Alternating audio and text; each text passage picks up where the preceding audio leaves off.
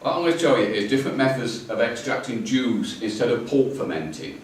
You all know about, we all know, I don't have to explain to a wife what pulp fermentation is. It's chucking, well, I don't want to say chucking, putting things in fermenting on a pulp. Yeah. Fermenting a lot of things, what you don't really need to ferment. In fruit, there's a lot of ingredients in there, additive, well not to say additive, things there, adding coarseness to your wine. I go to great lengths to extract juice to save fermenting, and just ferment the juice. You understand what I'm saying?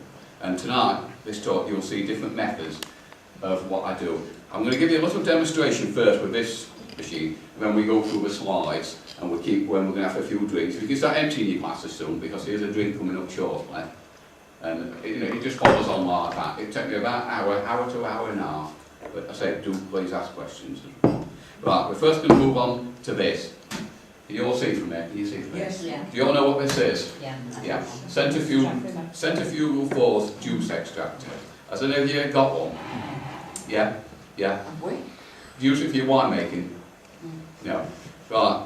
This is actually my second one. I had a Moon X one at one time, but you had to cut the fruit a bit. This is a big one, this one, a big hefty one. You can put all fruit in it. And what I use it for is what I call hard fruits. It's no good putting things like strawberries or soft fruits through this. It wouldn't work. When I say hard fruits, I'm talking about gooseberries mainly and apples, but mainly gooseberries, I'll be honest with you. The reason I show you with apples and this talk, it's a lot easier than doing gooseberries because you get apples all year round. But you'll see me juice some fruits, juice some apples here, then you'll see me juice some gooseberries on here. And then during the course of the evening, we'll keep going back to this juice and you'll see what happens to it. And right at the very end, you'll see the real reason, right at the very, very end of this talk, you'll see the real reason why I ferment juice. It's a bit dramatic at the end, isn't it, Bob? A bit dramatic at the end, but you will, I'm sure you'll agree, that juice fermentation is a lot better than pulp fermentation. Right, I'll just show you, I'll just take this a bit. What this machine is, I'm not sure it's, I just tilted it forward. What it is, it's a very powerful motor. It's 850 watt. And if you do buy one, get a powerful one. Don't look for anything less than that. You want power. It's got like rotating blades inside, which actually chop up the fruit and throw the fruit onto this sieve. The juice will come out that way, and the pulp will come out that way. You understand what I mean? Yeah. Yeah. I'll put it back together, and I'll juice these few apples.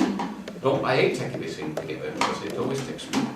It always all back together again. Yeah. Juice these apples, and then you'll see what happens. It's not that noisy, this. And with this one, you can put whole fruit in. Okay? Gooseberry harvest. Right. I'm not actually much of a gardener. I've not got time for gardening. Oh, that's handy, isn't it? I pick my fruit from a local fruit farm. So, yeah, there's different gooseberries. These are the careless variety, which is a common garden variety. Most people who grow gooseberries will grow careless variety. Very good for winemaking, plenty of acid. That's my daughter picking gooseberries for me. I'm too busy taking photos. Yeah. It probably cost me something, I can't remember now. Right. Now, I want you to imagine here that, and there will be about 10 pounds of gooseberries there. Okay? I work on the principle of 2 pounds of gooseberries, no more than 2 pounds of gooseberries to 1 gallon of wine. Because gooseberries are very, very high in acid. Yeah, you all agree? Yeah. So you don't want much more than 2 pounds per gallon. So 10 pounds, that's enough for 5 gallons. Yeah? Take them home and get them outside tap, give them a good wash, get any bugs off of them. Put them, say, on the outside tap. I have a bit of a sieve thing down bottom here to catch them. I'll tell you what for. Keep an eye on this end.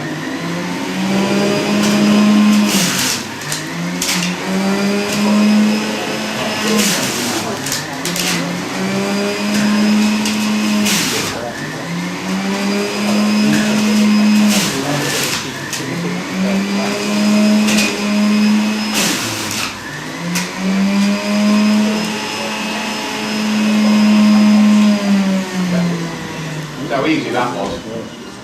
Yeah. Now That's a good piece of equipment, that. You need a powerful one to do that. Right, what I'm going to do now, I want you to imagine I've done enough to near fill a demijohn. I wouldn't use this machine just to do that amount of apples. It'd be a waste of time. You have to imagine I've done quite a lot to, you know, sort of fill a demijohn. Imagine this is the demijohn. I'd actually transfer into the demijohn, this sort of a trial jar. Right.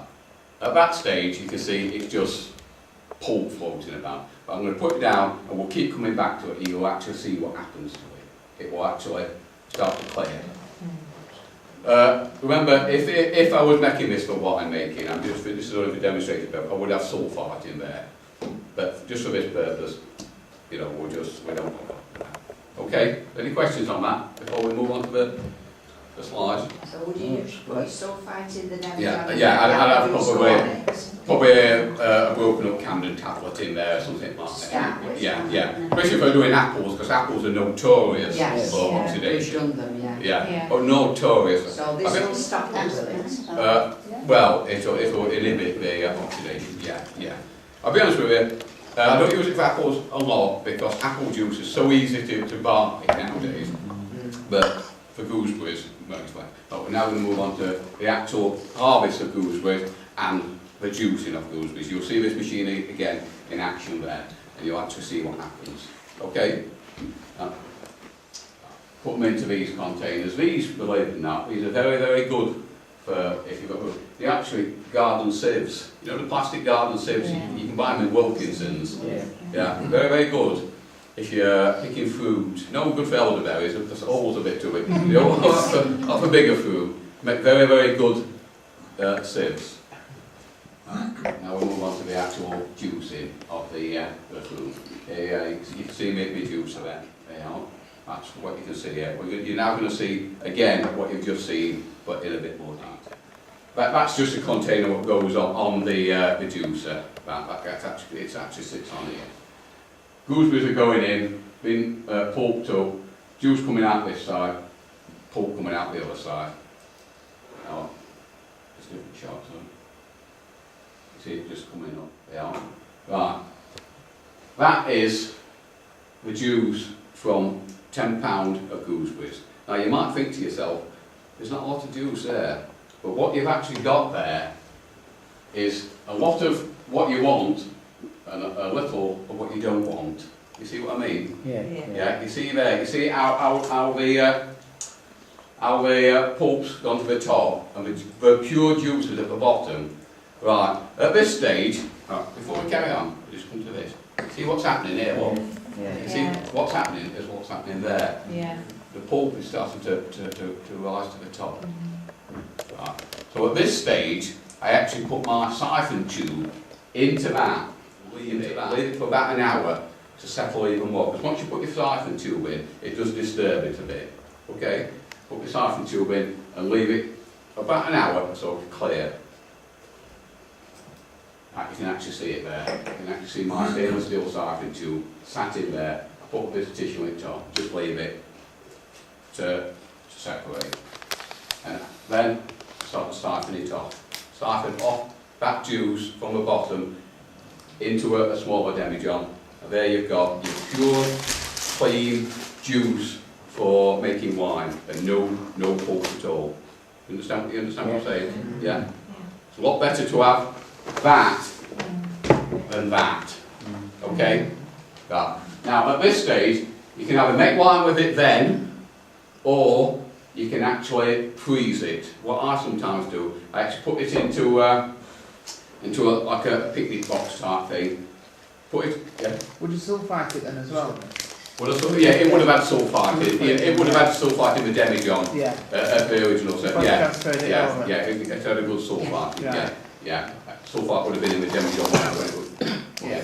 Right. I can either use it now to make wine with, or I can use it at a later date. So if I were going to use it at a later date, which I'll be honest with you, I tend to do, because when I'm picking fruit, I've not got time for making wine. You understand what I mean? It's going to fall on later. So what I would do, I would put that into a picnic box, or separate it into 2 picnic boxes, put the picnic boxes into the freezer, freeze the juice probably just overnight, so it goes solid, take it out, knock it out, put them big ice blocks into a plastic bag, freezer bag, seal them up, put them back in the freezer. Then when I want to use them, I can just take them out and drop them into the wine as a big ice cube, and the work's been done for you beforehand. And you've got your pure gooseberry juice. Or you could even separate it up into 5 different lots if you want, and make it in 5 different 1 gallon batches. But I work on the principle of £2, no more than £2 per gallon because of the high acid. You all understand that principle? Yeah. If you just go back to this again, you see how quick it's starting to play along? Yeah. This is what we want, that's what we don't want. Any questions on that before we can actually see it a bit better on that? Look at that. Yeah, you can actually see it a bit better on that, but that will go to that stage. We'll keep coming back to that during the course of the talk. Now we're going to move on to my favourite subject. Yeah. My favourite subject is rhubarb. I like to think I specialise in rhubarb wines.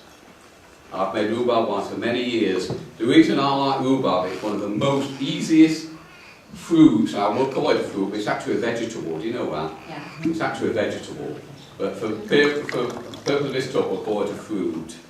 It is, or in the gardening book, you actually see it down as a vegetable, but that's by the by.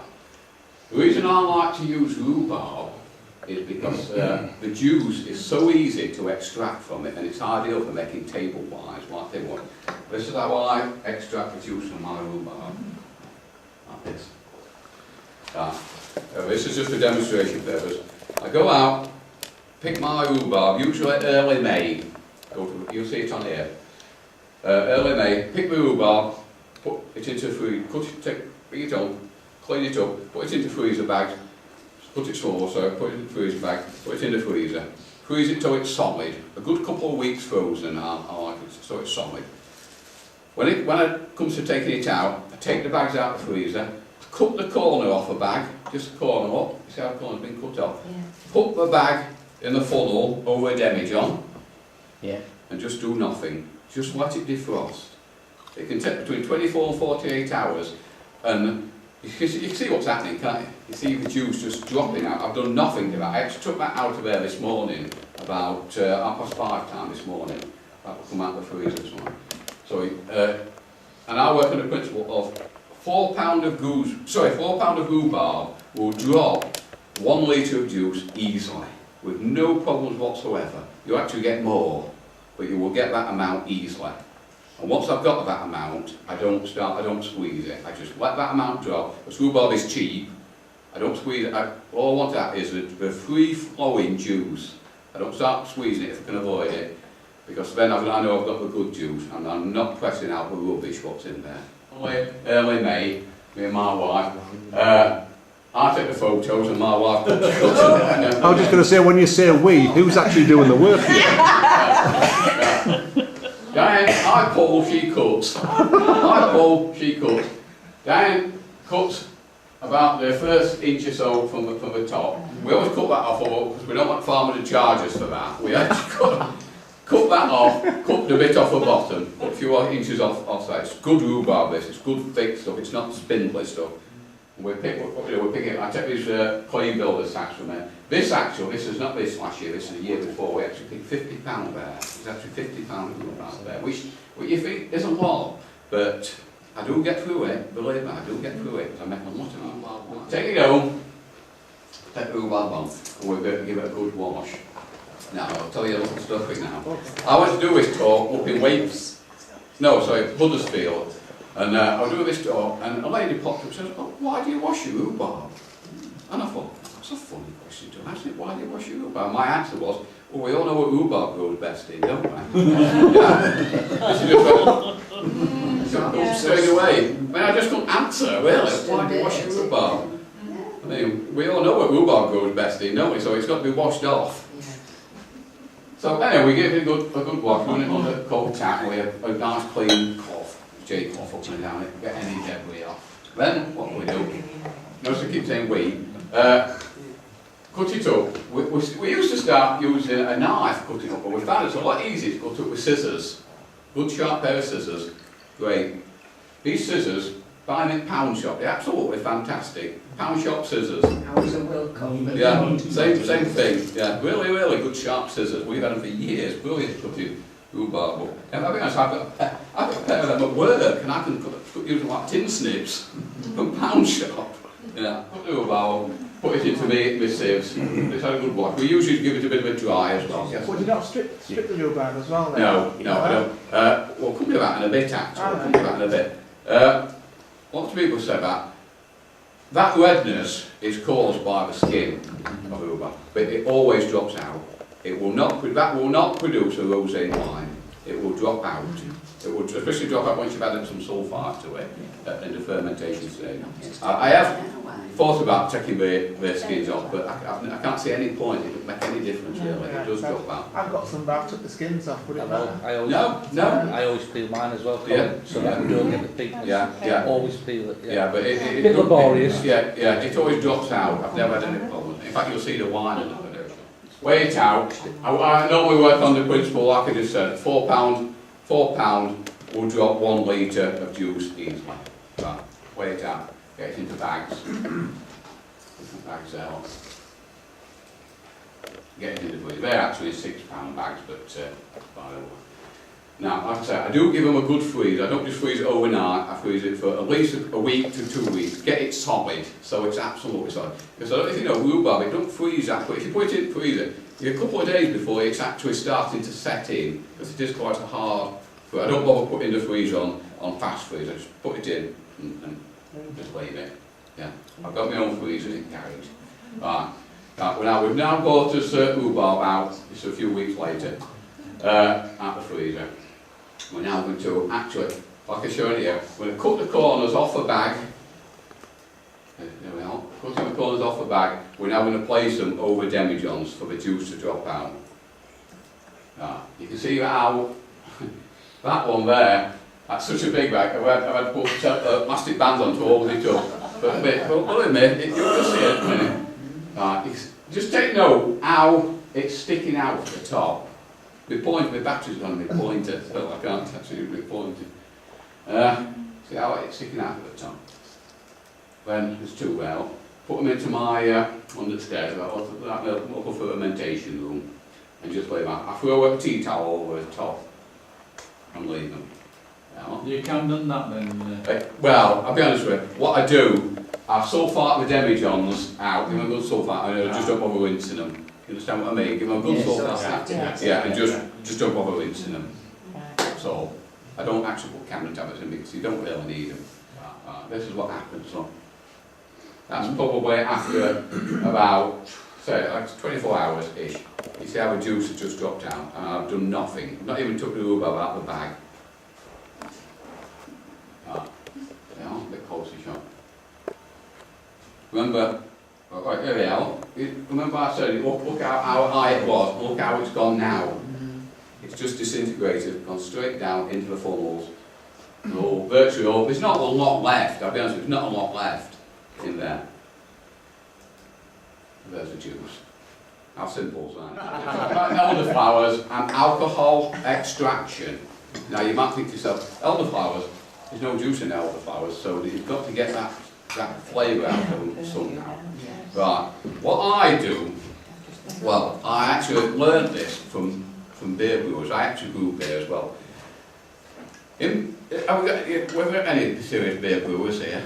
Almost. Yeah. Well done in this time. Yeah. In commercial beer brewing, it's quite common at the end of the process to add some hops at the very end, even before it goes into the barrel, virtually. It's called dry hopping. Right. What dry hopping does, it extracts the flavour out of the hops. You know, the alcohol, what's in the beer, extracts the flavour out of the hops and puts back what's been lost through the brewing process. Yeah, okay, yeah. In fact, I say sometimes I put these big hop pellets into barrels before they're actually sent out to cook some of these, some of them actually. So what's doing? Alcohol is extracting the flavour out of hops. So I thought I can do something like this with elderflowers. So what I do, I actually make my wine because I use elderflowers with rhubarb. I make a German style one, which you're going to be tasting shortly. I ferment my rhubarb. I've got to get this timing right. I want the rhubarb wine to be finished fermenting, or virtually finished fermenting, just as the elderflowers are coming to the best. Now, when elderflowers are coming to the best, it's not when they look nice on the bush, they're coming to the best when you can actually shake the bush and the petals start to drop. Understand what I mean? Not when you've got to pull them like this, that's not the best time. When they're actually starting to fall. You'll see what we actually do now. Me and my wife, we go out, that's a nice looking flower of elderflowers, yeah? Yeah? Right, what we do, we take out with us a paper bag or a paper envelope, a cardboard envelope. Now this is most important, this. You do not want to put elderflower in plastic bags, they will sweat.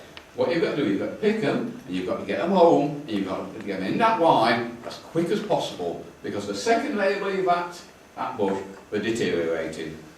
They're going downhill. So you've got to get it done virtually from there to home within an hour. Right. Shake the floor, you can see the petals dropping, catching them in the big envelope. That's the elderflowers in the bag. Right. You might think there's not a lot of elderflowers there, but what we're going to do, we're going to add them to the finished wine. If you were to add elderflowers to the wine at the beginning, 99% of it will just blow straight out the airlock, because all elderflowers add is bouquet. And add it at the beginning, and it will get blown away. Add it at the end, and it can't get blown away because the fermentation is virtually finished. And the alcohol extracts the flavour. It's a bit like making, like making scent. It's very similar to the principle how scent's made of this. Right, you understand that principle? You now see how to take them home, give them put them in a sieve, give them a good shake. All you need for a 5-gallon batch is a good handful. A good handful, that's about a good handful. I don't weigh, you can't virtually weigh elderflower, it's near impossible. They used to talk about pints, didn't they? Yeah. Just have a good handful.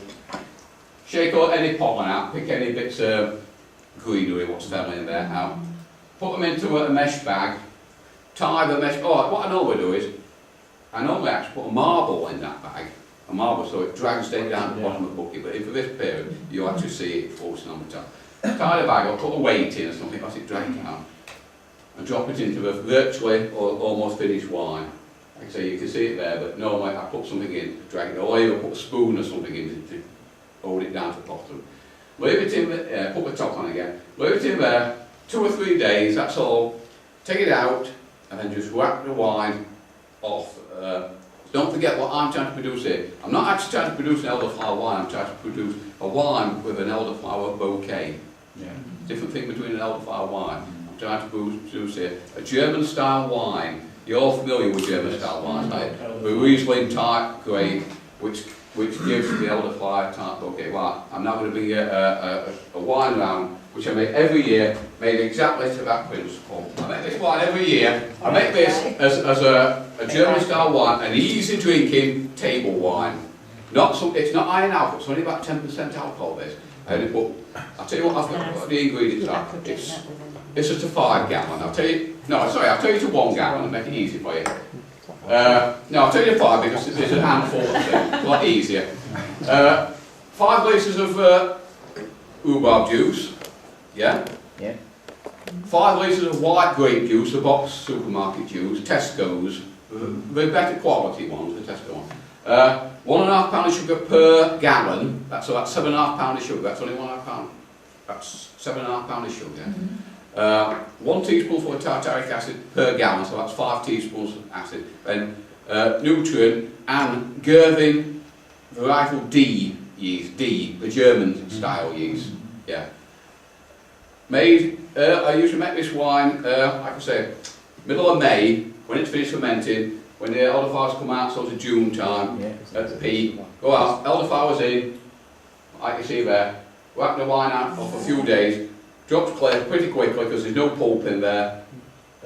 In fact, you virtually don't even need to use finies with this, virtually drops clear. Whack it, leave it clear leave it to mature for a few months, then drink it. I usually like to have this drunk within a year to 18 months. Have you all tasted it? Yes. Yeah. Spot on, Colin. Now, do you agree, it's got the elderflower there, But it's not overpowering. but it's not overpowering. It's not an elderflower wine. It's the German style nose of a Riesling type grape, Yeah. made from rhubarb and elderflower. I've been making this wine for years. Some years I had to make it in a 10-gallon batch. It- Right, then, can we now move on? Don't forget something. Right, you see, keep coming back to this. Look out, what's happening here? Yeah. Yeah, perfect. Like this side, I'd have me siphon tube in. It's doing exactly what I want, love. A lot of what I want, and a lot of what I don't want. Or you could say a lot of what I don't want, and a lot of what I do want, you know what I mean? But that's what you want, that's what you don't want. Keep coming back to that. Right, we now move on to, just move back to one side of it. We'll knock that on. I'll move on to this bottle. Has any of you got one of these? Yeah. I know I know some of you. Yeah. Right, I'll tell you a little story about my wine quest. Just move out of the way for it, it's not. You don't agree though how easy it is, how easy rhubarb is. It's nothing easy to extract you. Right, wine quest. I'm not going too much about wine press, because it's not something I use a lot of the wine press, I'll be honest with you. But if you are using a wine press, it's no good putting fruit in wine press unless it's actually in that sort of state. Fruit has got to, I should have put this around earlier, fruit has got to go in a wine press virtually smashed up. If you were to put something like an apple or just cut a bit of quarters in there, you'd actually smash your wine press. Yes. You would get no juice out of it. I'm going to tell you a little bit more about this wine press, but before I should have told you first. For years I wanted a wine press. I work in engineering actually, and I was going to make myself a wine press, but I couldn't get all the materials together. And at the time when I bought this, these were about £40, which was a lot of money when sort of 1980s. What's the money to me, that one? And I just wasn't prepared to pay that sort of money for it. And I went to a car boot sale one day. You're all big good at car boot sales, don't you? You know, look out for winemaking stuff, don't you? And I'm at this car boot sale and walking around. And what you see when somebody's selling winemaking equipment, you always see somebody selling demijohns. They've always got them down there on floor, haven't they? And they've always got dead spiders in them, haven't they? Yeah, haven't they? Somebody packed in winemaking. They've took some demijohns in shed, and some dead spiders have dropped, some spiders dropped it. There were two demijohns, and that. And I'm walking around, and I've seen it, and I thought, oh God, wine press. I thought, I mean, at the time, they were about £40 odd. I'd probably only got about 20 quid in my pocket.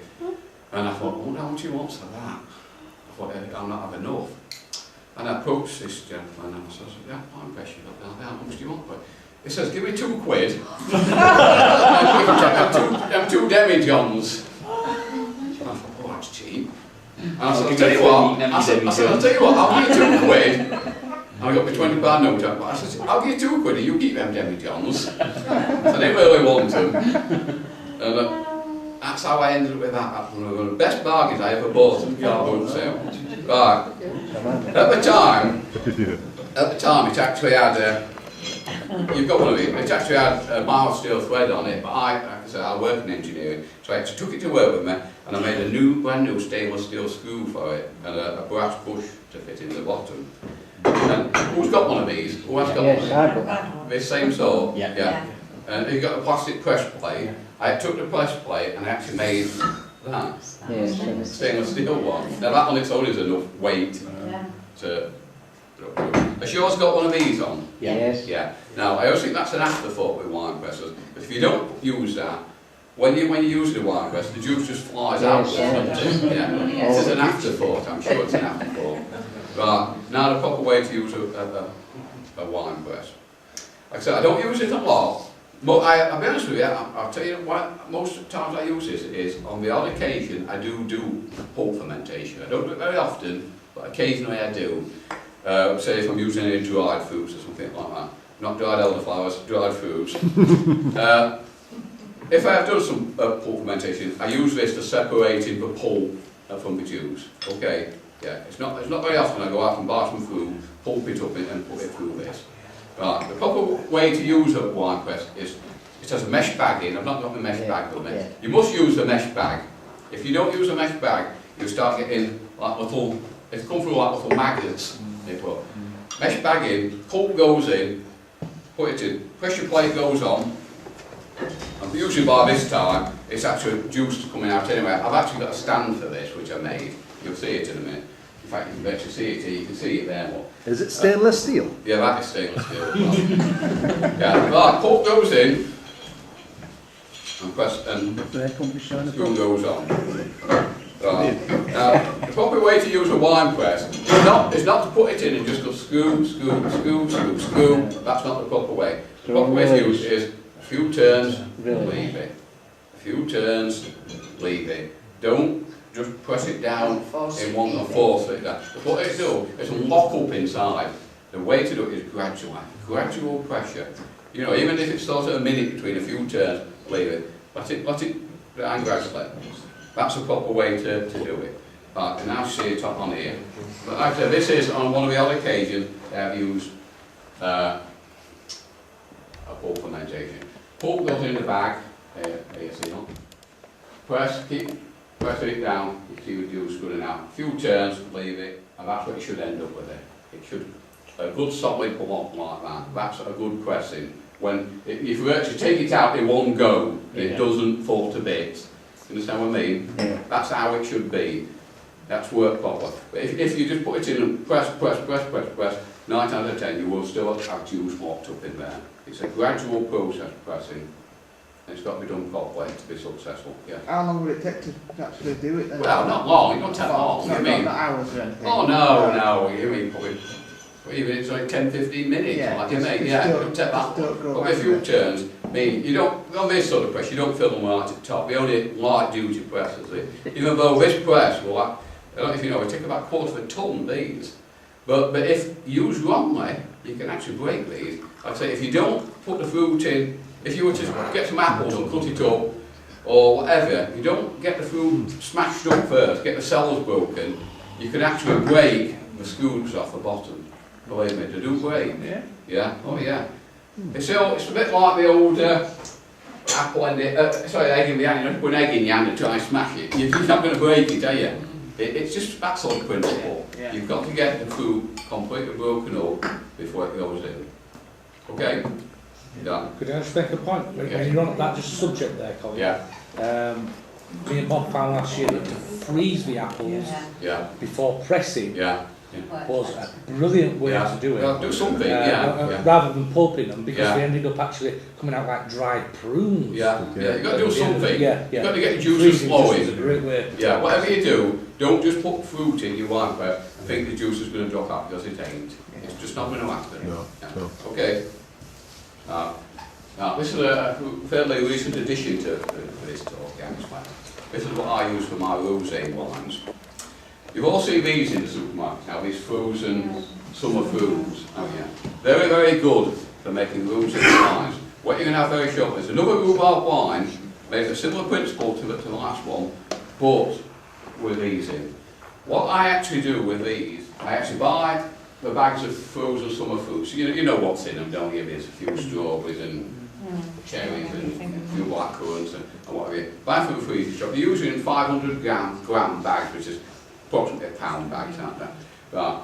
What I do with these, it's again, it's going back to the brewing process. We're going back to the brewing process now. You know when you brew beer, you do an operation called sparging, don't you? Yeah, where you wash the flavours out of the malt when you've mashed it. Very similar process to what I'm going to do here. What I do, get the fruit, pour some hot or cold water, don't really matter. Preferably cold actually, cold water on, and mash it up a bit with a potato peeler. You know, when it's defrosted with some water, mash it up. Don't put a lot of water, put in just enough to cover. Mash it up with potato peeler. That's in a pan. Put lid on, leave it 24 hours, and let the cold soak extract some of the juice out. Then what I do, you can see what's happened there. It's over, and it's soaking. Colin, I meant to ask you the other night when we were at this point, Yeah. do you add sulphate at this point? Not really, no. No, okay. No, I don't. Let it soak. Right. Then what I do, transfer the pulp into a sieve here, a bit at a time, and I use the water, what I'm going to be using to make the wine, to wash out the flavours. You understand what I mean? It's washing the flavours out. No pulps going in here, I'm just washing the flavours out gradually. Sparging, it's called sparging. Beer makers do it. Just wash it through gradually with cold water. You don't get all viticulture. I'm not telling you get 99% of the flavour out, but you get enough. You get enough for what you want. Done the job.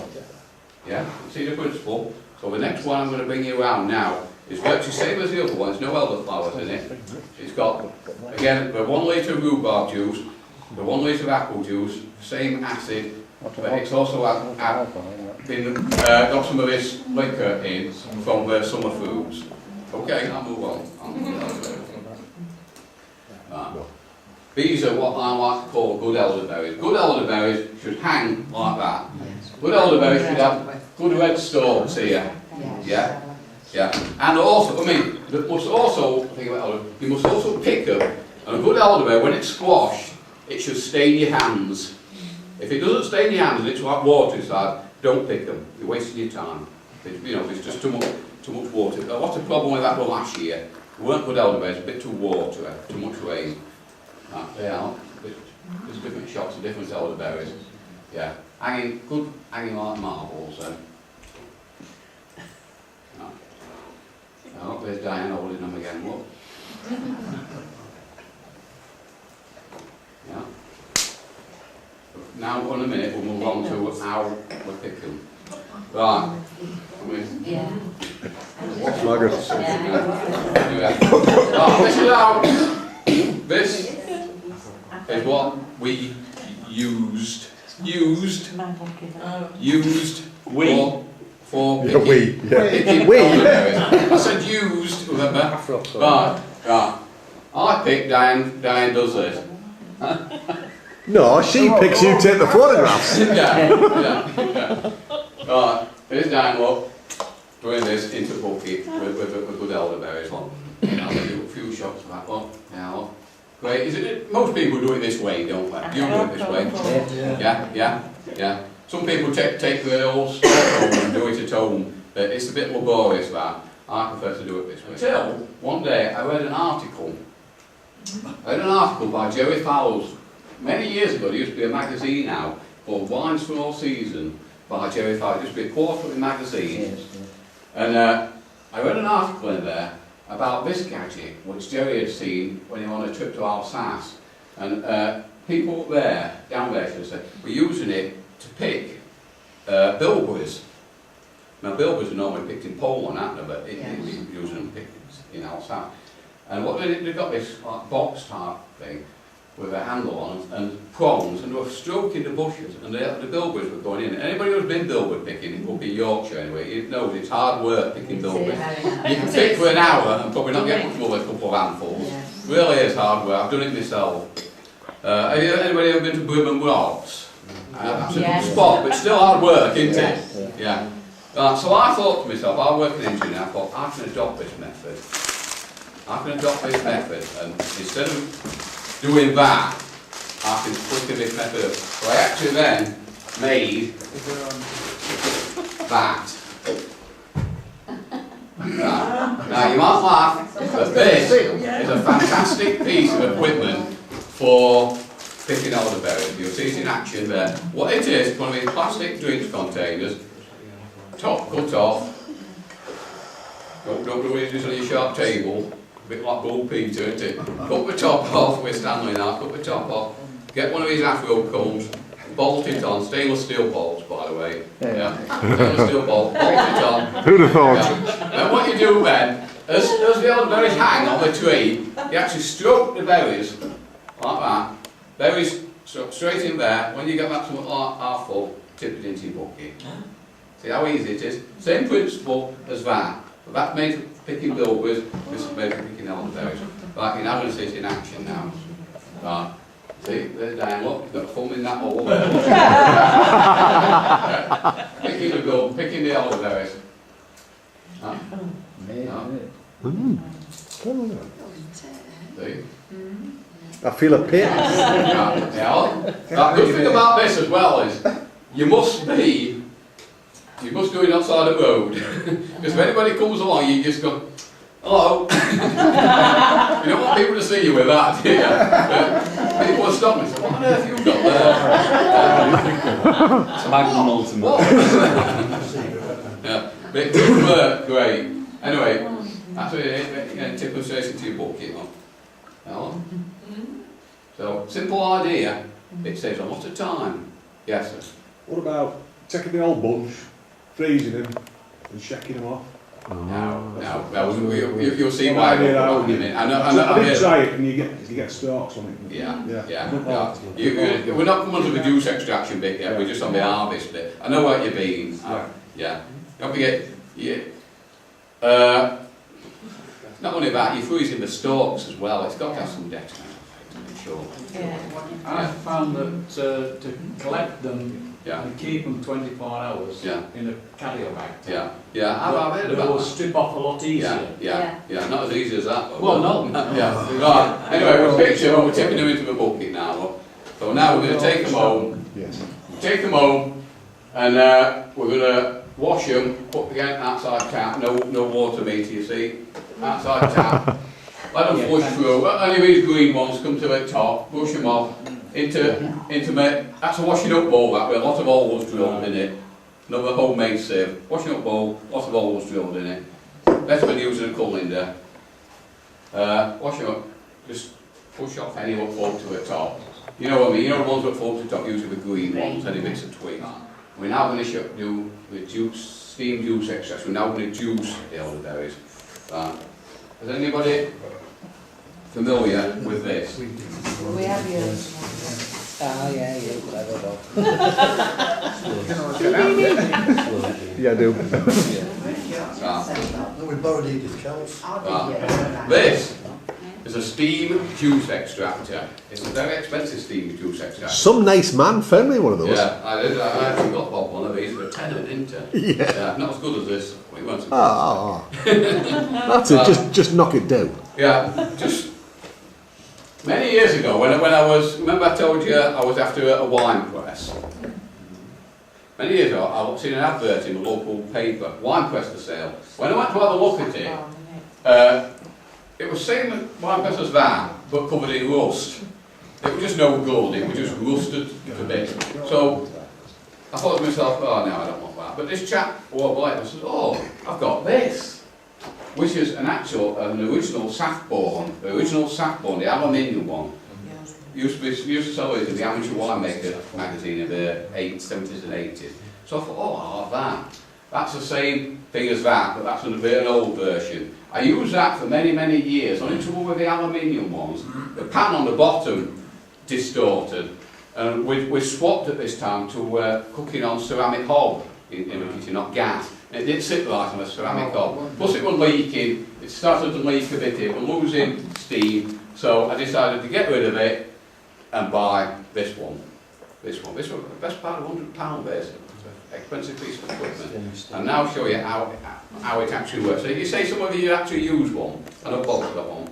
Yeah. What it actually consists of, a pan, which is the boiler. Put your water in there, top it up. Boil your water. The collecting vessel, which sits on there. Now, collecting vessel, steam comes up through that hole there, look. Yeah. Up through here. That sits on here. I'm going to place that on there.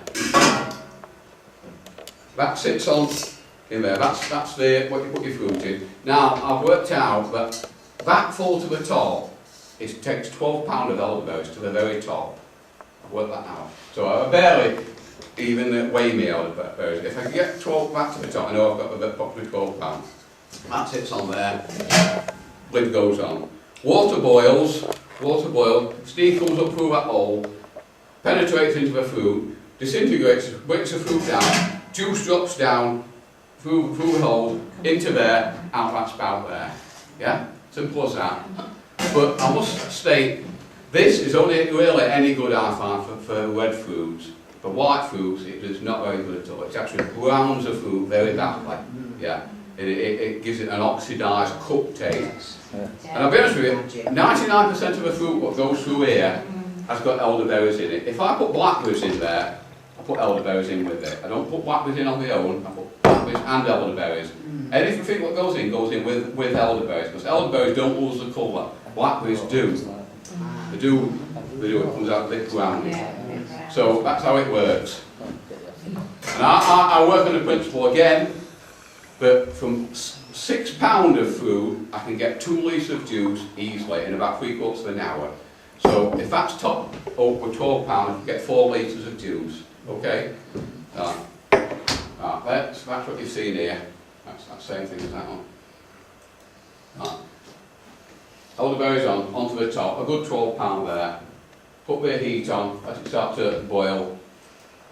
Put the lid on. And this is what starts to happen. Look. Yeah. Juice starts to flow straight out. Now I must tell you, this juice comes out very, very hot. Yeah, very hot. You're not going to get me touching that, so Diane holds it. Diane holding it up very gingerly. Yeah. No way I'm going to touch that. Yeah. You got wife holding thing again. Yeah. There's no way I'm going to hold it. It's too dangerous. Yeah. You see the steam coming off it. It's 100% sterile. Nothing can live in that. I have washed the elderberries, but don't forget, anything that was alive in there is not alive anymore. No. Yeah. It's 100% sterile, that juice. Yeah. Colin, is that kind of pasteurised now, or would you need to cool it quickly to pasteurise it? No, I actually do cool it quickly. You actually see that in a minute. Can I say another point, Colin, before you? Yeah. You know, on the some of the kit wines, you get the bag inside with the removable cap. The bag? Big one? That contains the juice from Oh, some yeah. kits, you know what I mean? Mm. Could that be a good storage container for this, if it's now 100% sterile? We'll come to that in a minute, pal. We'll come to that. You'll see something in a minute, actually. Right, get the juice out. Remember, 2 litres from £6, Saving them for that reason. 4 litres from 12. Right. We've now got there 2 litres of juice, so 2 litre juice. I now get that cooled down as quick as possible. So what I do, I put it in the sink, usually put a plate over it and put some cold water in. Because again, once it's cooled down, once it's at that, it's deteriorated. You must get it cooled down quickly. Right. Put it in the sink, put some water. I normally put a plate over the top. It doesn't take long, 10 minutes and it gets down. But what I normally do at this stage is, you can either use the juice now, or, which I do, when it's elderberry picking time, I've not got time for making wine because I'm so busy picking elderberry, I freeze this juice. And what I normally do, we'll come to it in a minute. You see how the elderberries rose up over the top? That's like, see how far it's gone down? Yeah. I normally put it into these pot bottles. Pour it into the pot bottles and freeze it in the pot bottles. Usually leave the tops loose overnight, let it freeze, and go in the freezer and screw the tops on. And when I want to take them back out again, when I want to use the juice, I just bring them back out again, put that container into warm water, let it defrost again, which only takes a few minutes, and just pour it in and use it like grape concentrate. Okay? The good thing about using this method is, with elderberries, don't forget, I do use other fruits as well. You can have a wine in it. It produces a good colour in a wine, and it's not got a tannin. Now, most of my elderberry wines, believe it or not, I put £6 of elderberries to the gallon. And that's a lot of elderberries per gallon. If I was to pulp ferment £6 of elderberries per gallon, you wouldn't be drinking that wine for years. Because the tannin would be so great, it would take years. Gentleman just asked me about this wine. It will drink young, but it has got years. This wine will last years. It's got good colour. It's still got a young colour actually. Yeah. It's got a nice elderberry bouquet. Yeah. You get the elderberries then. Oh yeah. £6 of elderberries. There should be some bouquet there. Yeah. Per gallon. Yeah. It's got tannin, but it's not excessive. Not excessive. It will mellow out a bit. But remember, if this was made from £6 of elderberries, pulp fermented, like I just said, it would take years. Can I ask you, Colin, do you think that the lack of tannin is because it was steamed? Well, yeah. Well, obviously, that's why we do it. That's why I do it. Well, it's richness rather than tannin. Yeah. If you pulp fermented £6 elderberries, it would be like Yeah, it would make you cheat. Your cheeks Yeah, would be, you know what I mean? What else is I actually still taste it on my teeth. Yeah, very it's rich. actually got great concentrate in there as well. Great concentrate. Yeah, and it will probably got some black currants in. I've not actually got the rest of it. It's not just pure elderberry. This would also make a fantastic addition to any red wine you were making. Yeah. It would give it the all body my and red the- wine, my red table wines are made in this same process. Same process as this. No pulp fermentation at all. Yeah, this gentleman was saying about it keeping. It will keep. Yeah, forever. Work on this principle. Why make a wine? Why make a wine which takes years to mature? What's the point in that? What's the point in that when you can? You might be dead. And drink it in a year or 18 months to a year. Again, we're now going back to the New World winemakers. That's not New World winemakers. There's no profit for winemakers, commercial winemakers. If you buy a bottle of wine, you bring it on and lay it in it with wine rack. What's the point in that? They want you to buy it, and drink it. Oh, that's nice. Buy another one. Yeah, Yeah. And I absolutely. follow these principles of the New World winemakers. Make the wines to drink young by doing juice fermentation and cutting out the coarseness. That's the end of it all. Yay! Right. But now you're going to see the real reason why I do juice extraction. The real reason. Coming back to this again. Yes, Right. Look at that. That's yes. beautiful now, isn't it? Yeah, It's yes, better there. Yes. That's what you want. That's what you want to ferment. Would you put anything in your wine what has got the power to do that? Now, would you want anything in your wine sitting on bottom of your fermenter, suppressing your yeast, what's got the power to do that? Because that's what you're doing. If you're fermenting pulp, that's what you're doing. Okay? That's a good enough reason to convince you you need to be fermenting juice to make quality wines. Yeah. Yeah, okay. There's occasions when you can't. But when you can, I suggest you ferment juice and not pulp. Just look at that. That sits on the bottom of your fermenter, is your yeast, and it suppresses your yeast. And it's floating about, and when you whack it, you're taking it with you.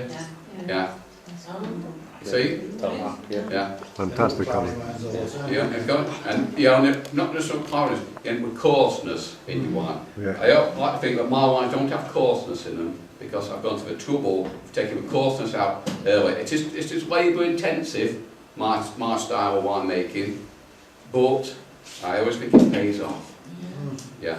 And not only that, like I say, that is evident. Look at it now, see what it's doing, it's clouding up, but it's still sat there. The strength, the power of that, it's like a glue, and it just sits there in your fermenter like that.